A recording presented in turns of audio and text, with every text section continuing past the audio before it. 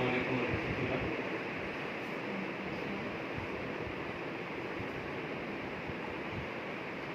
Islam is a great religion. The secret of its greatness lies in the complete and perfect teachings of the Holy Quran.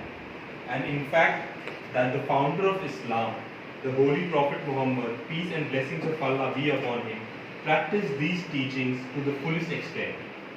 He thus became a perfect and living example of what he taught.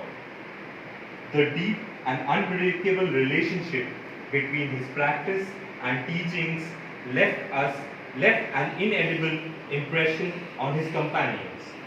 After his death, when his wife Hazrat Aisha was asked about the life of her Holy Prophet, her answer was, his life was the Quran.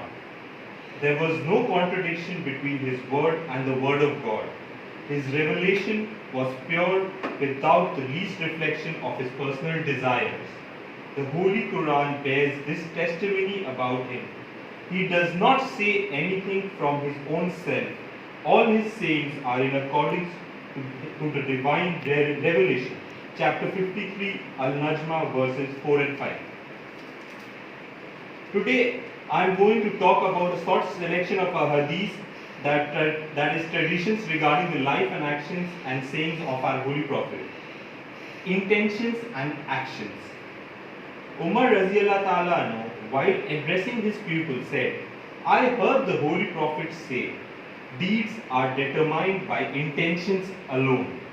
Man will only get that which he really intends. The migration of the one who truly intends to migrate towards Allah and His Messenger. But whosoever keeps worldly objects in view will only get worldly objects. Abdullah bin Amr states that he heard the Holy Prophet say, the true Muslim is he whose hands and from whose tongue other Muslims are safe. The true emigrant is he who forsakes that which is forbidden by God. Next, I am going to talk about being grateful to people. Abu Huraira, peace be upon him, relates that Holy Prophet said, he is not grateful to people who is not grateful to Allah.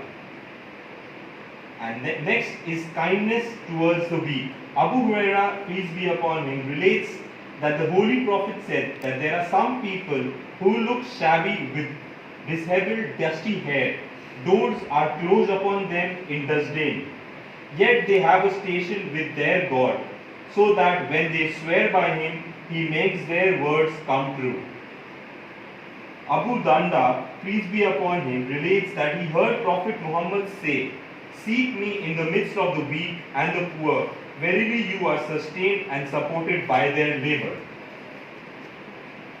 Last of the many, I would say about the tribal manners with our Holy Prophet had.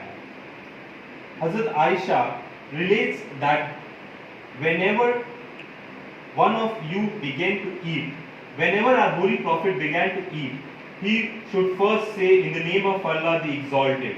And if he forgets to do so in the beginning, then at the end of the meal, he should always say, Bismillahi awallahu wa akhiru. In the name of Allah do I begin and end. May Allah enable us to follow these footsteps of our holy beloved Prophet. आँख उसकी दूरबीन है, दिल यार से करीन है, हाथों में उसके दीन है, ए नुज़ुलिया यही है. आमीन.